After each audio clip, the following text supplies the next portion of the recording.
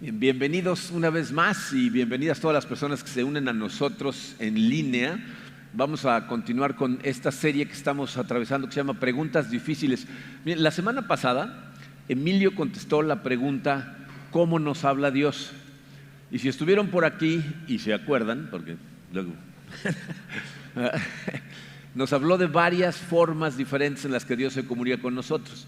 Nos dijo cómo de la forma más clara que nos habla es a través de la Biblia, pero también nos habla a través de maestros, a través de nuestra familia en Cristo, a veces incluso a través del dolor o del silencio. Pero mencionó una que es objeto de muchas preguntas, que es a través de impresiones que Dios pone en nuestro corazón. Esa es objeto de muchas preguntas porque puede ser confuso. Entonces, bien, vamos a aclarar cómo suceden estas cosas y lo vamos a dividir en dos diferentes sermones. El día de hoy vamos a hablar de cómo nos disponemos nosotros para poder escuchar la voz de Dios. La semana que entra vamos a hablar de cómo podemos estar seguros de que el que nos habló fue Dios. ¿Okay? Pero son dos cosas diferentes. Entonces hoy vamos a analizar cómo nos disponemos nosotros para escucharlo. Y para hacer eso vamos a estudiar un pasaje que se encuentra en el libro de Habacuc, un profeta menor del Antiguo Testamento. Se llaman profetas menores no porque sean menos importantes, sino porque sus libros son más pequeños. ¿Okay? Este de hecho es uno de mis libros favoritos. Habacuc profetizó en una época muy complicada para el pueblo de Israel. Israel se encontraba en un peligro terrible. El rey Josías había hecho muchas reformas positivas y los reyes que le siguieron echaron todo para atrás. Entonces Israel habían caído en pecado, en rebelión total contra Dios. Babilonia había sitiado a Jerusalén, habían entrado, habían puesto un rey títere y se habían ido, los habían dejado en paz. Pero el pueblo sigue pecando como si nada. ¿Okay? Entonces Habacuc está consternado porque todos los judíos que viven allá en Jerusalén están viviendo en pecado total, en rebelión total contra Dios. Y entonces en el capítulo 1, es un libro de 3 capítulos, en el capítulo 1 le pregunta a Dios, le dice, ¿por qué estás permitiendo esto? ¿Hasta cuándo tengo que esperar yo a que hagas algo contra estas cosas que están haciendo mis hermanos? Y entonces Dios le contesta y le dice, estoy haciendo algo.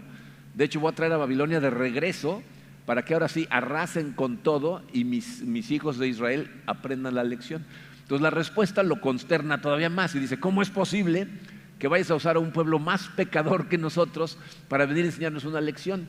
Entonces se queja por segunda vez y se sienta a esperar la respuesta de Dios. ¿Okay? Si nosotros observamos a Habacuc mientras espera la respuesta, vamos a descubrir actitudes y prácticas que pueden ayudarnos a estar más atentos a la voz de Dios. ¿Okay? Antes de leer el pasaje de estudio del día de hoy, les voy a pedir que piensen durante unos segundos si hay algún área en su vida en la que en este momento ustedes están esperando escuchar de Dios. A lo mejor estás en una situación complicada y no sabes cómo actuar. A lo mejor las circunstancias te confunden y estás esperando que Dios te aclare por qué está pasando lo que está pasando.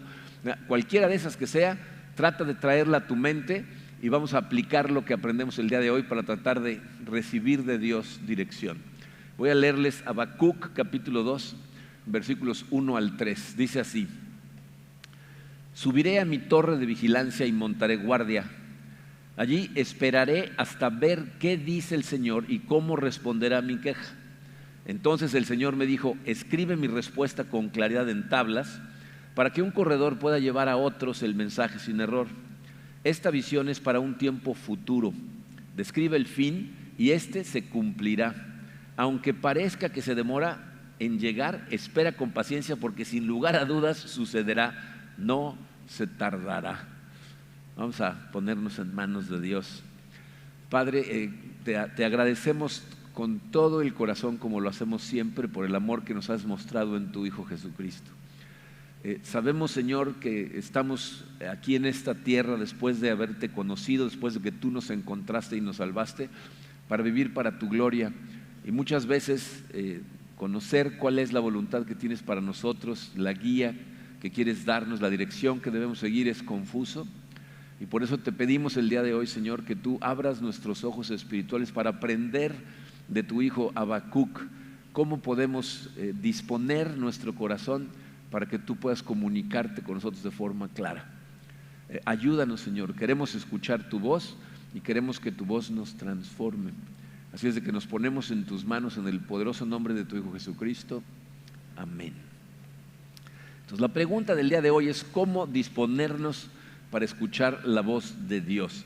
Miren, necesitamos entender que lo primero que vemos aquí con Habacuc es una imagen, lo que nos está tratando de describir, porque si ven la primera parte del versículo 1, dice, subiré a mi torre de vigilancia. Habacuc no se va a subir a ningún lado, ¿okay? Está dándonos una imagen, porque la torre de vigilancia se refiere al punto más alto de la muralla en Jerusalén. Las murallas en Jerusalén no eran como los castillos medievales que tenían torres en las esquinas de vigilancia. Era una muralla que algunos puntos eran más altos que otros, ¿okay? Entonces se refiere ahí Habacuc a que va a estar atento en un lugar en donde nada lo distraiga, quiere estar solo y tranquilo. En otras palabras, se les puse esto en el número 1, lo primero que tengo que hacer es crear un espacio para escucharlo. O sea, no tanto que te subas a la torre de vigilancia, sino que crees un espacio para escuchar a Dios. Un vigía no se subía a la torre de vigilancia para descansar, sino para observar atentamente el horizonte en espera de que viniera de camino un mensajero o al pendiente por si llegaba algún ejército enemigo. Y de la misma manera Habacuc se coloca deliberadamente en una posición de expectativa delante de Dios. Miren, aquí el punto que nos quiere transmitir es muy difícil escuchar a Dios en medio del bullicio. Yo no sé cuál es tu situación de vida en este momento. Todos estamos en diferente situación. O sea, a lo mejor tú eres un hijo de familia que tienes hermanos y hermanas, vives con tus papás y tu casa es un bullicio. A lo mejor eres padre de familia y tienes hijos y entonces te levantas, tienes una rutina y hay que desayunar y llevarlos a la escuela y a trabajar y regresar y a lo mejor la comida y andar corriendo. O sea, hay muchas cosas que nos rodean. La cuestión aquí es que necesitas encontrar un lugar de paz. Y yo sé que para muchos de nosotros es muy fácil encontrar excusas de por qué no podemos tener ese lugar de paz, pero eso es todo lo que son, excusas. Un ejemplo que históricamente les he dado es el ejemplo de una mujer que se llamó Susana Wesley. No sé si saben quién fue John Wesley. John Wesley fue el fundador de la iglesia metodista y su hermano Charles escribió cientos de himnos cristianos y los dos fueron personas dedicadas al servicio del Señor porque tuvieron un impacto muy profundo de la vida espiritual de su mamá. Su mamá fue Susana Wesley. Para que se den una idea de lo que enfrentaba Susana Wesley, que tenía una vida de comunión con Dios muy profunda, Susana Wesley tenía 18 hijos. ¿Se pueden imaginar eso?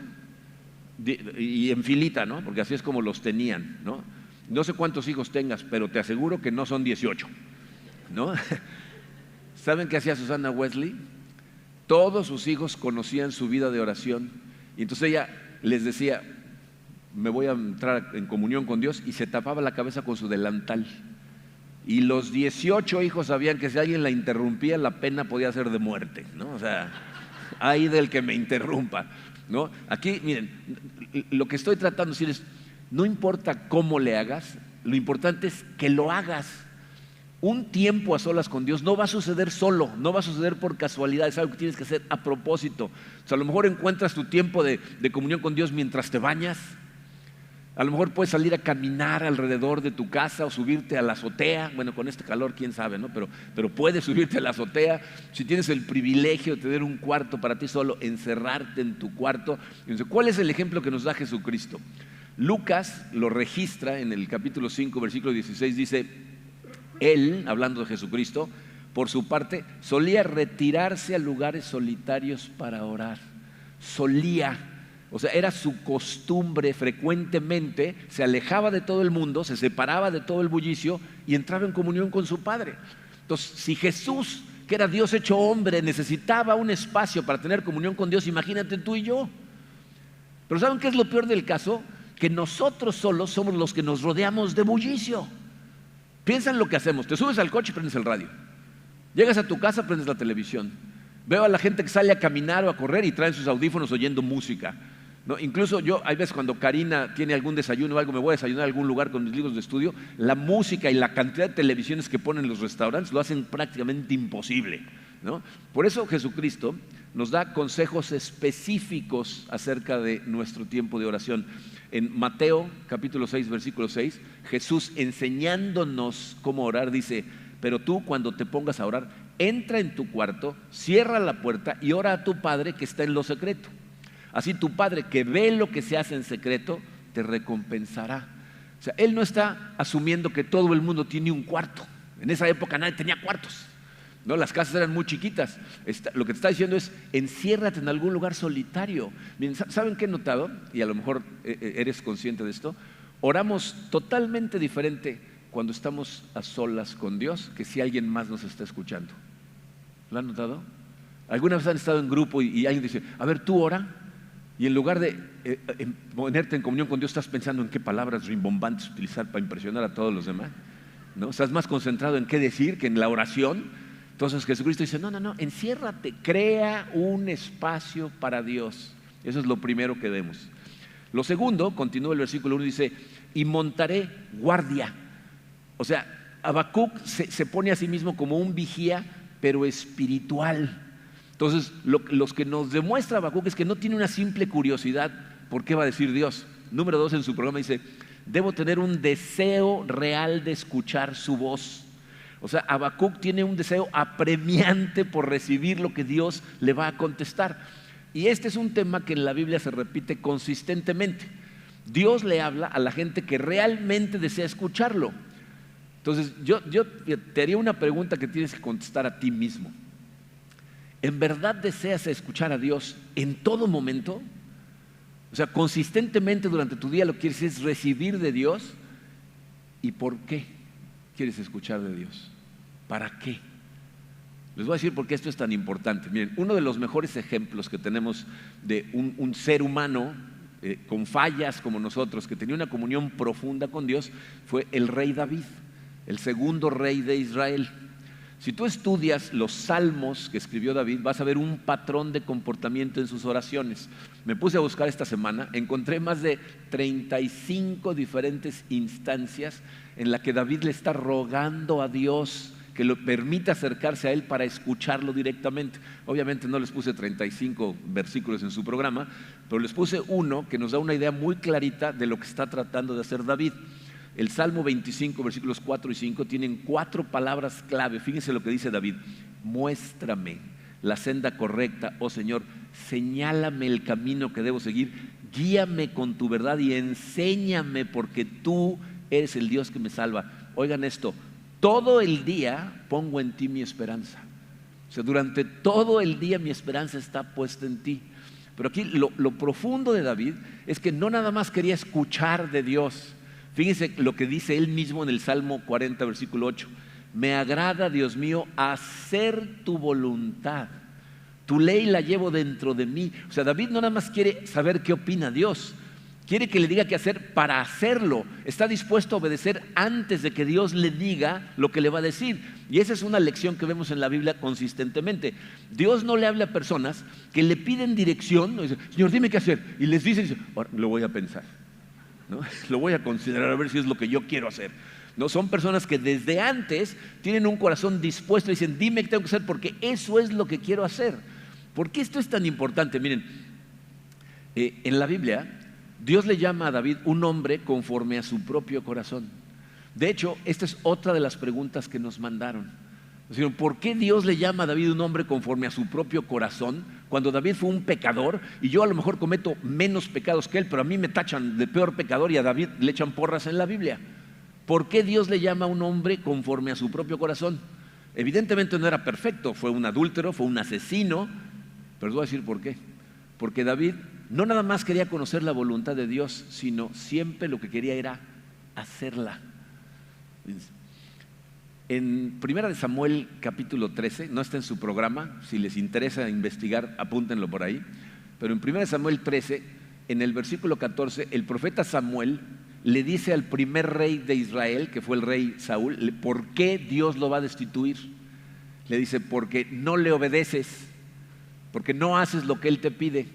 En el libro de Hechos, capítulo 13, versículo 22, el apóstol Pablo está predicando, llegan a Antioquía, él y sus compañeros de viaje, se meten a la sinagoga el sábado y cuando termina el servicio, como era costumbre con los judíos, los ven a ellos como nuevos y les dicen, ¿tienen alguna palabra para animar a los hermanos? Y entonces Pablo se para a predicar y Pablo siempre predica a Jesucristo, pero empieza hablándoles desde Egipto hasta Cristo. Y entonces les habla cómo Dios los sacó de Egipto, los llevó a la tierra prometida, repartió la tierra, estuvieron los jueces, la gente de Israel demanda a un rey, les dan al rey Saúl, y luego va a hablar del rey David. Fíjense las palabras que utiliza. Hechos 13, versículo 22. Tras destituir a Saúl, puso por rey a David, de quien dio este testimonio: he encontrado en David, hijo de Isaí, un hombre conforme a mi corazón. Él hará todo lo que yo quiera. David fue un hombre conforme al corazón de Dios porque buscaba a Dios con todo su corazón, quería tener comunión con Él para hacer su voluntad. Miren, esto es mucho más profundo de lo que parece, porque David no nada más buscaba dirección, David anhelaba a Dios. Lean sus salmos. Dice, mi alma se muere de sed de ti, Señor. Soy como un cervatillo en el desierto buscando agua desesperadamente, te necesito a ti. Por eso fue llamado un hombre conforme al corazón de Dios, no porque nunca pecó, sino porque su corazón estaba orientado hacia Dios todo el tiempo. Una y otra vez busca dirección, anhela su presencia y hace su voluntad. Entonces, el punto aquí es que mientras tú más deseas escucharlo para hacer su voluntad, más te habla Dios. Lo cual significa que tú vas a estar tan cerca de Dios como quieras estarlo. O sea, Él ahí está. Tú eres el que necesita querer acercarse a Él todo el tiempo. De hecho, eso es lo que nos dice Deuteronomio 4, versículo 29. Dice, pero si desde allí buscas al Señor tu Dios con todo tu corazón y con toda tu alma, lo encontrarás. Entonces necesitas abrir espacio para su presencia, escucharlo, obedecerlo con todo tu corazón. ¿Okay? Un deseo real de escucharlo para obedecerlo. Y luego, continúa el versículo 1 y dice, allí esperaré hasta ver qué dice el Señor. Entonces lo tercero que aprendemos de Habacuc es que debo esperar en el Señor. Calmo mis pensamientos y espero su respuesta. Pero miren, aquí tenemos dos grandes obstáculos para poder esperar pacientemente en el Señor.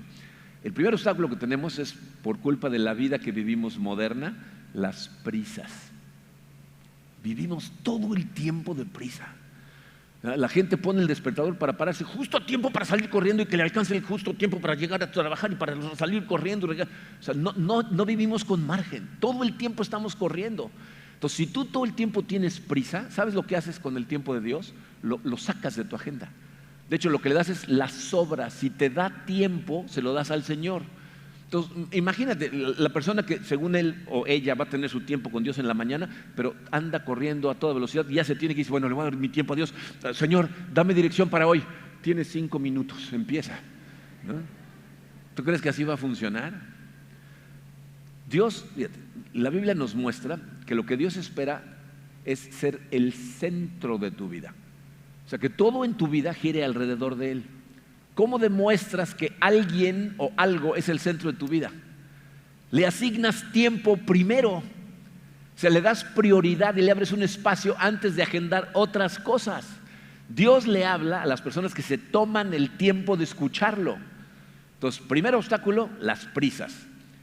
El segundo obstáculo es que Satanás no quiere que lo escuches. Entonces, cuando te das el tiempo para escucharlo, cuando realmente dices, ok, voy a abrir mi espacio, voy a escuchar a Dios, Satanás utiliza 2 herramientas que son típicas para distraerte durante tu tiempo con Dios. La primera de ellas son tus circunstancias, lo que está pasando en tu vida, lo que tienes que hacer, los pendientes, las situaciones que estás enfrentando. Yo no sé si les pasa a ustedes que según tú vas a orar y a escuchar a Dios, dices, Señor, tengo esta situación, y empiezas a ver tus pendientes y empiezas a ver, ay, tengo que hablarle a tal y entonces tengo que hacerle, y al rato ya no estás orando.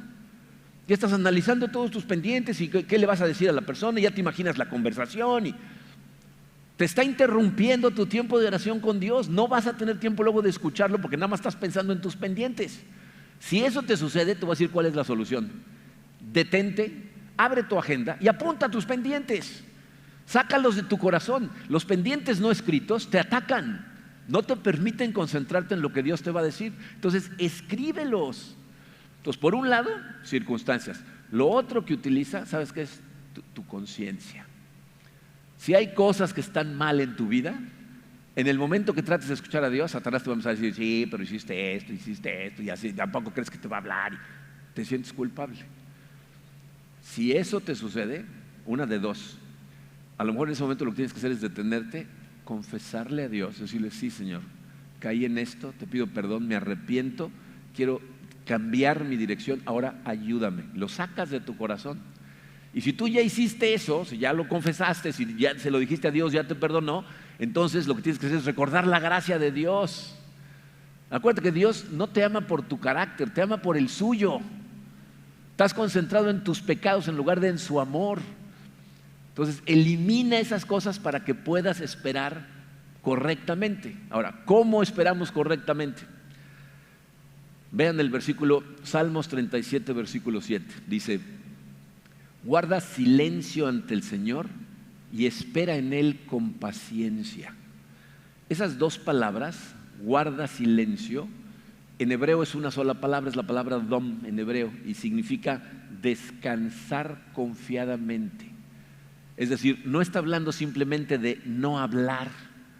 Lo que describe es una actitud interior de tranquilidad y de confianza delante de Dios. Ese salmo lo podríamos parafrasear diciendo, descansa tranquilamente delante del Señor y espera con paciencia a que Él actúe, a que Él hable. Miren, esto otra vez es más importante de lo que parece, les voy a decir por qué.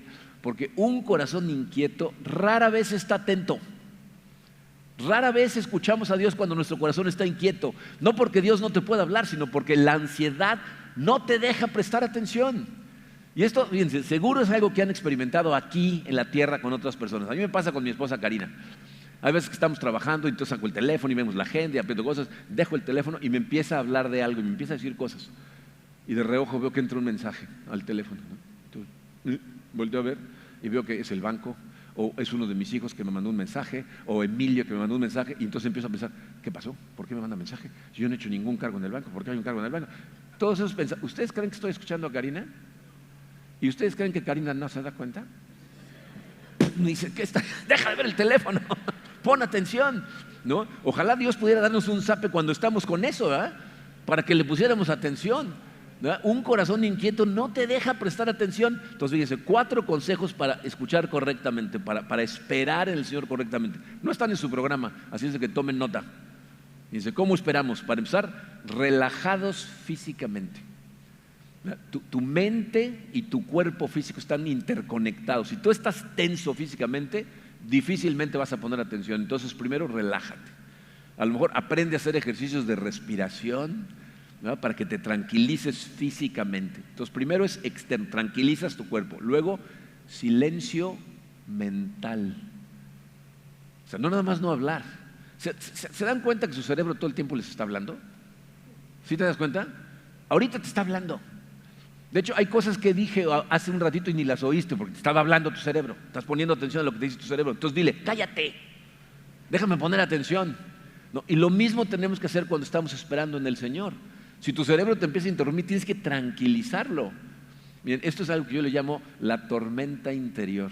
Muchos de nosotros enfrentamos situaciones que tienen a nuestro interior en tormenta. Y entonces, este es un ejercicio que yo hago cuando estoy en mi tiempo con Dios. Me imagino en mi mente una tormenta, pero en serio, ¿no? ¿Vieron la película La Tormenta Perfecta? Bueno, me imagino así unas olas gigantescas, truenos y rayos y lluvia y nubes oscuras, todo. Y luego me imagino a Jesucristo diciéndole a la tormenta, detente. Y entonces empiezo a ver cómo poco a poco empieza a calmarse la tormenta, se empieza a abrir el cielo, sale el sol y veo cómo el mar está como un espejo. Y en ese momento mi mente está relajada y tengo un silencio interior profundo. Entonces me relajo, logro un silencio mental interno y luego viene algo que nos cuesta mucho trabajo en nuestra época. Espera con paciencia, dice el versículo. No te desesperes. Dios no te va a hablar en 5 segundos.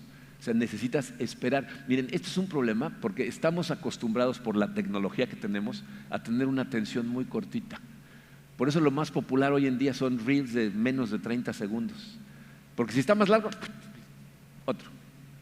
otro. Y si eso haces con Dios, dime, no, que me digas. Necesitas esperar, aprender a esperar con paciencia, pero hay un cuarto punto muy importante, con expectativa. O sea, confiado en que te va a responder, en que va a actuar. Aquí es en donde entra el factor fe. Que tú sepas que Dios siempre responde, como dice el video que hemos visto toda la serie. Te va a responder, ¿ok? Y muchas veces nos cuesta trabajo creer que va a hacer ciertas cosas, y lo que necesitas es ejercitar tu fe. ¿Saben cómo la ejercitamos? Vean este versículo, Salmo 105, versículo 5, dice: recuerden las maravillas que ha realizado, sus señales y los decretos que ha emitido. O sea, ¿quieres reforzar tu fe? Acuérdate de lo que ya hizo Dios. Miren, ahorita estamos a punto de empezar con la expansión de nuestra iglesia. Estamos en campaña. Y la situación económica en el mundo, no nada más en México, en el mundo es un desastre. Todo el mundo está con problemas, todo el mundo nos dice, no, es que el negocio está así, está asado. Y entonces cuando nos juntamos con el staff y oramos por estas cosas, te llegan las dudas de, ¿lo hicimos en el tiempo correcto? ¿Será que lo tenemos que hacer? Y cuando nos entran esas dudas, ¿saben qué hacemos? Recurrimos a este versículo. Si tú subrayas en la Biblia, subraya esas palabras: recuerden las maravillas que ha realizado. ¿Saben qué es todo lo que tenemos que hacer cuando nos entran esas dudas? Voltear a ver este edificio. Muchos de ustedes no estaban aquí cuando empezamos la campaña, cuando no teníamos edificio y rentábamos salones por todos lados. Pero cuando iniciamos la campaña, la situación económica estaba exactamente igual que ahorita. De hecho, todo el mundo nos dijo, ¿están locos? ¿Ustedes creen que van a poder construir esto? Le dijimos, no, nosotros no, el Señor va a construir esto. Voltéalo a ver. Cada vez que nos tiemblan las rodillas, mira, recuerda las maravillas que ya ha realizado. Y eso es lo que tienes que hacer. Relajado, silencio mental, paciencia y expectativa, confianza en el Señor. ¿Ok? Entonces esperas pacientemente. Y ahora, ¿cómo continúa el versículo 1? Les puse en paréntesis lo anterior para que se leyera de corridito. Dice, y ahí esperaré hasta ver qué dice el Señor y cómo responderá mi queja. Número 4, debo poner atención a la respuesta. O sea, miren, yo no sé si notaron en esa última frase la combinación de verbos que utiliza. Dice, esperaré hasta ver lo que dice. O sea, en hebreo es una expresión muy sorprendente porque combina ver con escuchar. Si se quiero ver lo que me responde, ¿no? O sea, esta mezcla de sentidos transmite una expectativa intensa. O sea, Habacuc no está esperando pasivamente, está completamente concentrado para recibir la respuesta de Dios, tratando de ver lo que le va a decir. Y si analizas el versículo 3, vas a ver que esa combinación de verbos tiene todo el sentido del mundo, porque Dios le está diciendo que lo que va a recibir es una visión.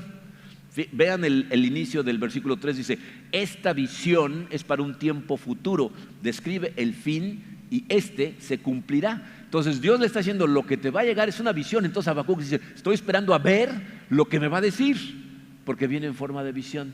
Pero aquí tengo que hacer un paréntesis muy importante, porque necesitas recordar esto. Visiones no es la forma más común en la que Dios se comunica con la gente.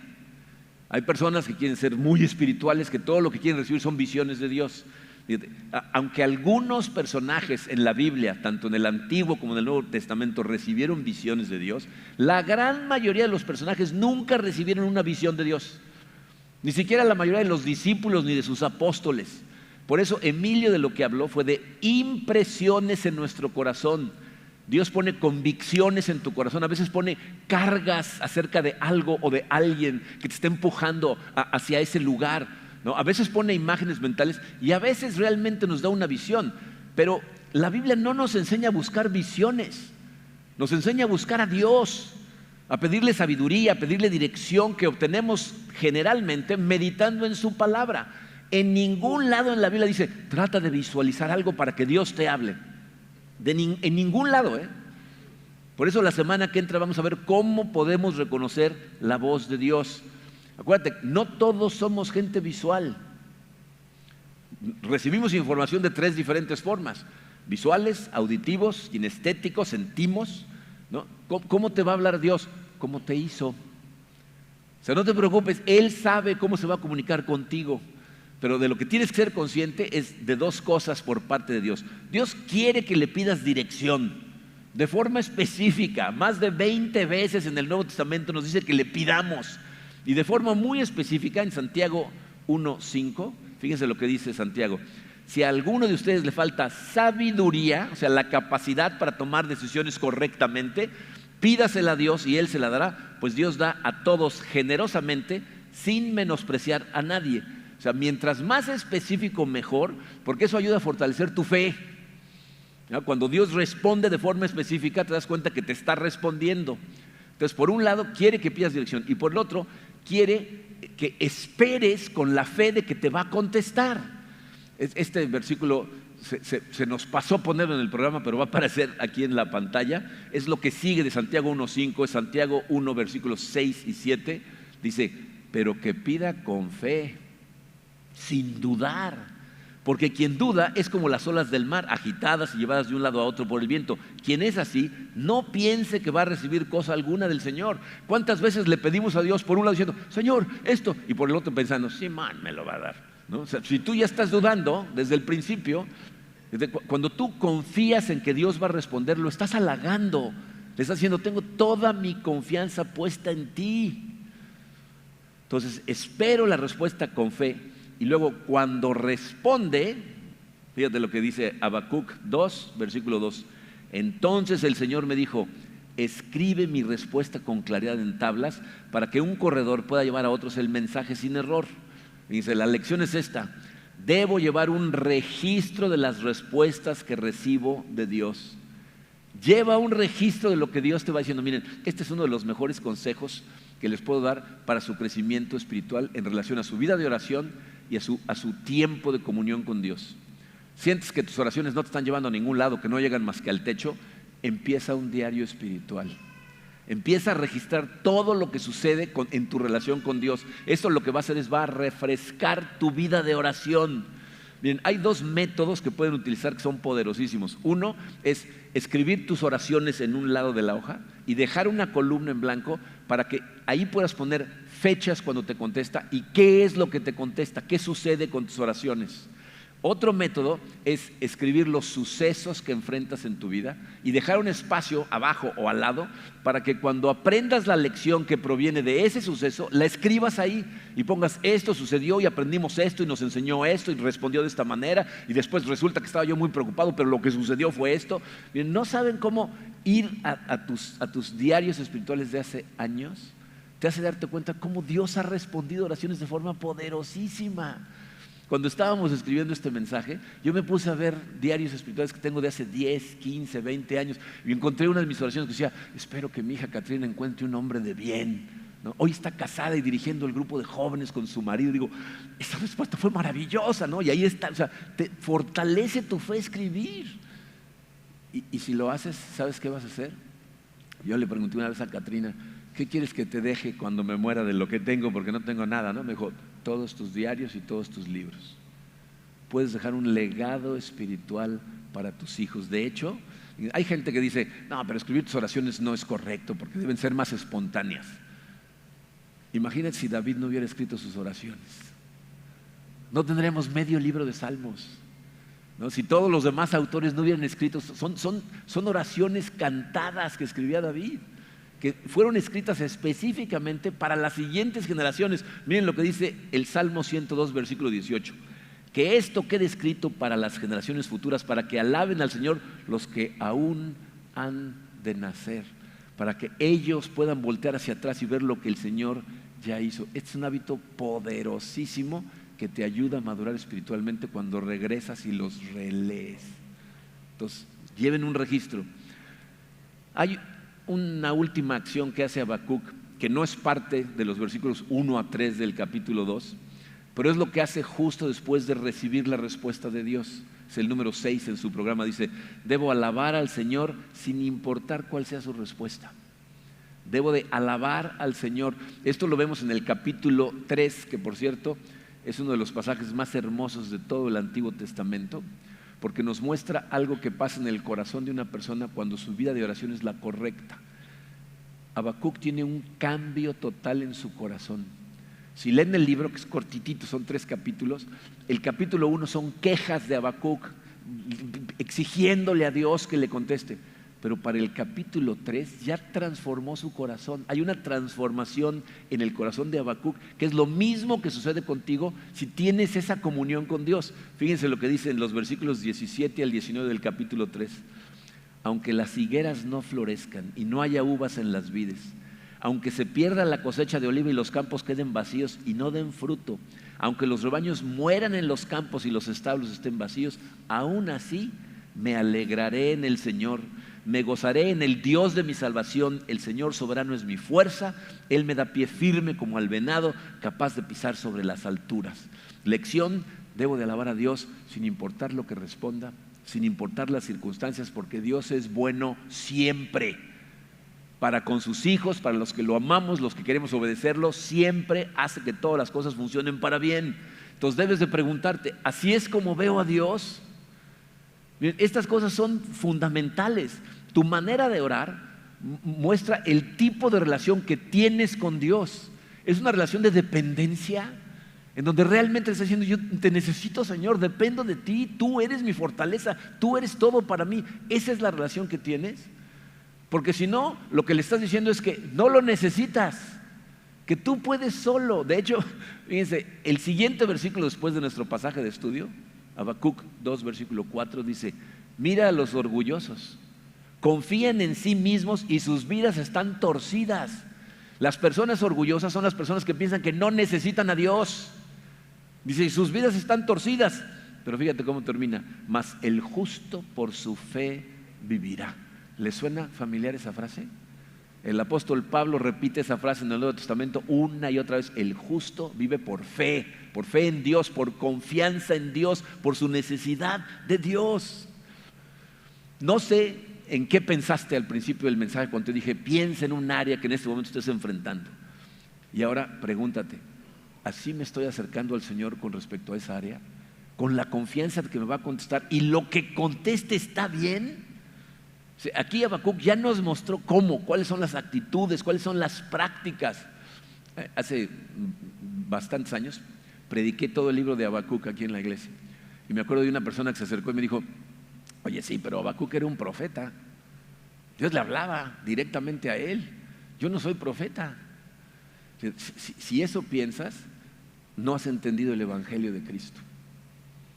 Jesucristo murió en la cruz para abrirte un camino directo al Padre, a ti.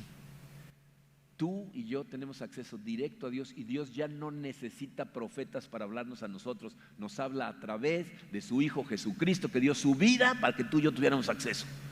Para eso murió, para que tú pudieras decir: Señor, y Él dijera: dime, hijo mío, dime, hija mía.